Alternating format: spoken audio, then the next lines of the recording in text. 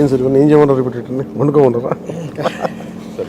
It's amazing. ఇది మీరు పూలు కంటే కూడా ఇది ఇస్తే బెటర్ అని చెప్పేసి నిజంగా ఎవరికొకళ్ళకి ఇవ్వచ్చు సార్. చాలా మందిగా పేదవాళ్ళకి. అనాథాశ్రమాలకి ఇవ్వచ్చు. చాలా నా రిక్వెస్ట్ కూడా అందరికీ చాలామంది విగ్రహాలు శాల్వాస్ ఇవన్నీ తీసుకొస్తూ ఉన్నారు. వచ్చేవారందరికి కూడా ఒకటి ఏదైనా తీసుకొస్తే టోకెన్స్ భవిష్యత్తులో మన సమీప భవిష్యత్తులో రాబోయే అన్నా క్యాంటీన్స్కి ఏదైనా మీరు కాంట్రిబ్యూషన్ లాగా ఏదైనా అలాంటి టోకెన్స్ ఉన్నాయి ఇవ్వండి. వాళ్ళు గివ్ టు గవర్నమెంట్, మన ప్రభుత్వానికి ఇద్దాం. అలాగే మీకు ఏదైనా పర్సనల్గా ఇద్దాం అనుకుంటే ఇలాంటి ఏదైనా ఇవ్వగలిగితే అది నేను అనాథాశ్రమాలకు పంపిస్తాను. అలా కాకుండా ఈ విగ్రహాలు శాల్వాలు ఇవన్నీ నిరుపయోగంగా అయిపోతున్నాయి. ఆ విగ్రహాలకు కూడా ఏం చేయాలో తెలియట్లేదు. అందుకని దయచేసి నా విన్నపం, మా ఎంపీస్